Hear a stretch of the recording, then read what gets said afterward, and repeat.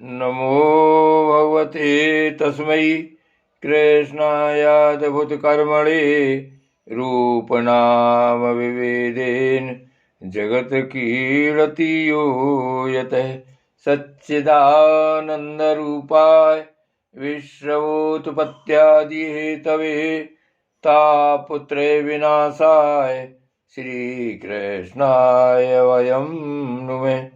श्री कृष्णाय वयं नुमः। श्रीमद्भागवत महापुराण स्कंद 6 अध्याय 17। चित्रकेतु को पार्वती जी का शाप। श्री सुखदेव जी कहते हैं, परीक्षित, विद्याधर चित्रकेतु जिस दिशा में भगवान संकर्षण अंतर्ध्यान हुए थे उसे नमस्कार करके आकाश मार्ग से स्वच्छंद विचरने लगे। महायोगी चित्रकेतु करोड़ों वर्षों तक सब प्रकार के संकल्पों को पूर्ण करने वाली सुमेरु पर्वत की घाटियों में विहार करते रहे। उनके शरीर का बल और इंद्रियों की शक्ति अक्षुण रही। बड़े बड़े मुनि सिद्ध चारण उनकी स्तुति करते रहते।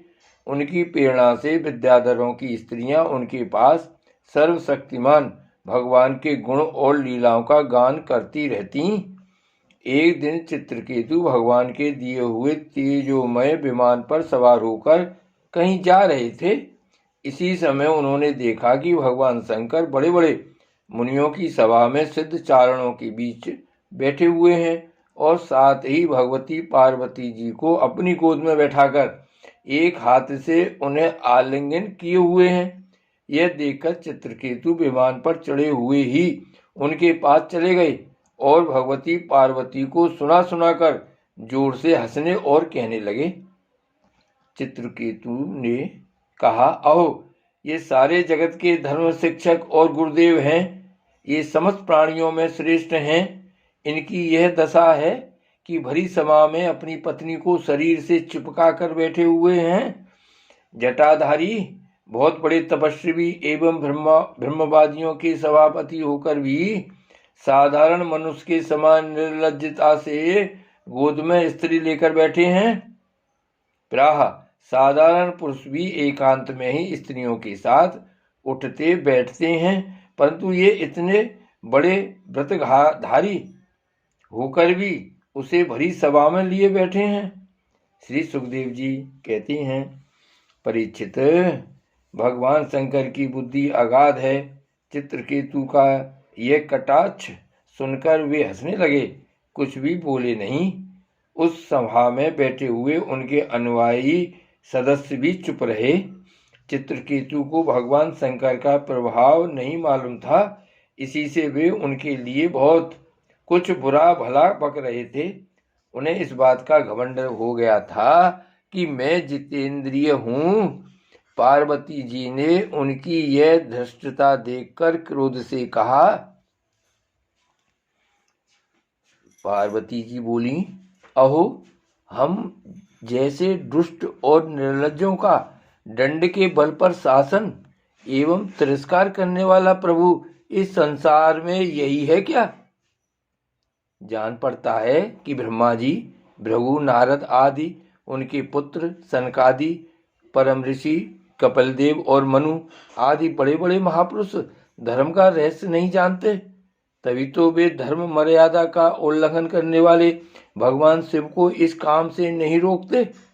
ब्रह्मा आदि समस्त महापुरुष जिनके चरण कमलों का ध्यान करते रहते हैं, उन्हीं मंगलों को मंगल बनाने वाले साक्षात जगतगुरु भगवान का और उनके अनुयायी महात्माओं का इस अधम क्षत्रिय ने तिरस्कार किया है और शासन करने की चेष्टा की है। इसलिए यह ढीठ सर्वथा दंड का पात्र है। इसे अपने बड़प्पन का घमंड है। यह मूर्ख भगवान श्री हरि के उन चरण कमलों में रहने योग्य नहीं है जिनकी उपासना बड़े बड़े सत्पुरुष किया करते हैं। चित्रकेतु को संबोधन कर, अतः दुर्मते, तुम पाप में असुर योनि में जाओ। ऐसा होने से बेटा तुम फिर कभी किसी महापुरुष का अपराध नहीं कर सकोगे। श्री सुखदेव जी कहते हैं, परीक्षित, जब पार्वती जी ने इस प्रकार चित्रकेतु को शाप दिया तब वे विमान से उतर पड़े और सिर झुकाकर उन्हें प्रसन्न करने लगे। चित्रकेतु ने कहा, माता पार्वती जी, मैं बड़ी प्रसन्नता से अपने दोनों हाथ जोड़कर आपका शाप स्वीकार करता हूँ, क्योंकि देवता लोग मनुष्यों के लिए जो कुछ कह देते हैं वह उनके प्रारब्धानुसार मिलने वाले फल की पूर्व सूचना मात्र होती है। देवी, यह जीव अज्ञान से मोहित हो रहा है और इसी कारण इस संसार चक्र में भटकता रहता है तथा सदा सर्वदा सर्वत्र सुख और दुख भोगता रहता है। माताजी, सुख और दुख को देने वाला न तो अपना आत्मा है और न कोई दूसरा। जो अज्ञानी हैं वे ही अपने को अथवा दूसरे को सुख दुख का कर्ता माना करते हैं।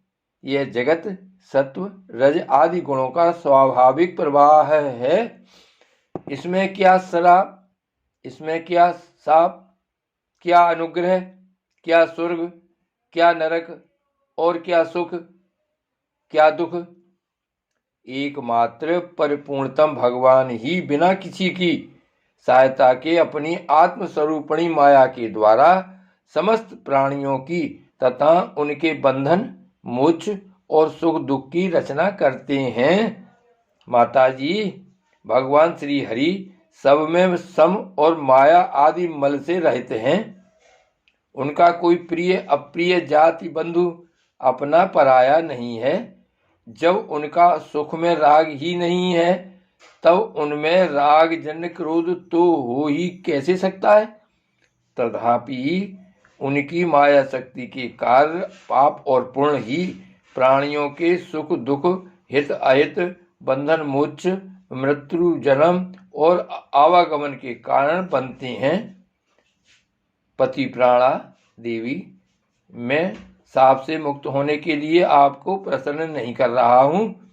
मैं तो यह चाहता हूँ कि आपको मेरी जो बात अनुचित प्रतीत हुई हो उसके लिए क्षमा करें।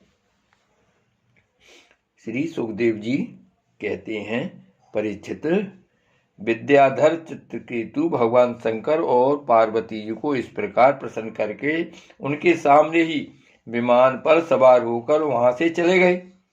इससे उन लोगों को बड़ा विस्मय हुआ।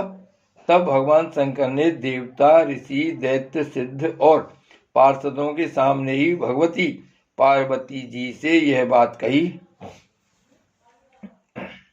भगवान शंकर ने कहा, सुंदरी, दिव्य लीला बिहारी भगवान के निष्प्रह और उदार हृदय दासानुदासों की महिमा तुमने अपनी आंखों देख ली। जो लोग भगवान के शरणागत होते हैं वे किसी से भी नहीं डरते, क्योंकि उन्हें स्वर्ग, मोक्ष और नरकों में भी एक ही वस्तु के केवल भगवान के ही समान भाव से दर्शन होते हैं। जीवों को भगवान की लीला से ही देह का संयोग होने के कारण सुख दुख, जन्म मरण और शाप अनुग्रह आदि द्वंद्व प्राप्त होते हैं। जैसे स्वप्न में भेद भ्रम से सुख दुख आदि की प्रतीति होती है और जागृत अवस्था में भ्रमवश माला में ही सर्व बुद्धि हो जाती है, वैसे ही मनुष्य अज्ञानवश आत्मा में देवता, मनुष्य आदि का भेद तथा गुण दोष आदि की कल्पना कर लेता है। जिनके पास ज्ञान और वैराग्य का बल है और जो भगवान वासुदेव के चरणों में भक्ति भाव रखते हैं, उनके लिए इस जगत में ऐसी कोई भी वस्तु नहीं है जिसे वे हेय या उपादेय समझकर राग द्वेष करें। मैं ब्रह्मा जी, सनकादि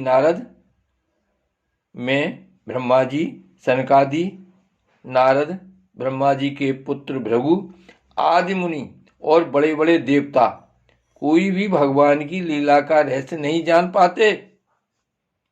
ऐसी अवस्था में जो उनके नन्हे से नन्हे अंश हैं और अपने को उनसे अलग ईश्वर मान बैठे हैं, वे उनके स्वरूप को जान ही कैसे सकते हैं?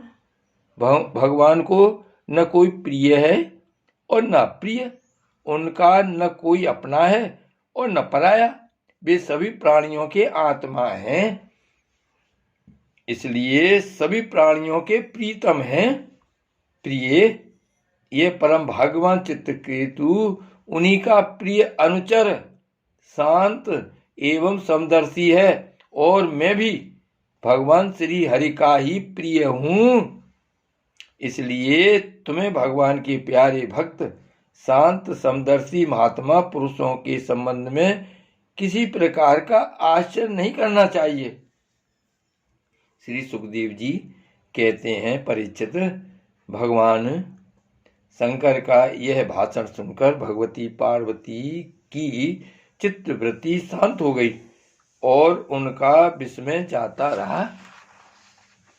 भगवान के परम प्रेमी भक्त चित्रकेतु भी भगवती पार्वती जी को बदले में शाप दे सकते थे, परंतु उन्होंने उन्हें शाप न देकर उनका शाप सिर चढ़ा लिया। यही साधु पुरुष का लक्षण है। यही विद्याधर चित्रकेतु दानव योनि का आश्रय लेकर त्वष्टा के दक्षिणा अग्नि से पैदा हुए। वहां इनका नाम वृत्रासुर हुआ और वहां भी ये भगवत स्वरूप के ज्ञान एवं भक्ति से परिपूर्ण ही रहे। तुमने मुझसे पूछा था कि वृत्रासुर का दैत्य योनि में जन्म क्यों हुआ और उसे भगवान की ऐसी भक्ति कैसे प्राप्त हुई। उसका पूरा विवरण मैंने तुम्हें सुना दिया। महात्मा चित्रकेतु का यह पवित्र इतिहास केवल उनका ही नहीं, समस्त विष्णु भक्तों का महात्म है। इसे जो सुनता है वह समस्त बंधनों से मुक्त हो जाता है। जो पुरुष प्रातःकाल उठकर मौन रहकर श्रद्धा के साथ भगवान का स्मरण करते हुए इस इतिहास का पाठ करता है, उसे परम गति की प्राप्ति होती है। श्री भागवत भगवान की जय। श्री वल्लभाधीश की जय। श्री गोवर्धननाथ की जय। श्याम स्वरूप श्री अम्बे महारानी की जय। परम दयाल श्री गोसाई जी की जय। श्री गोकुलनाथ की जय। जय जय श्री गोकुलेश, जय जय श्री गोकुलेश।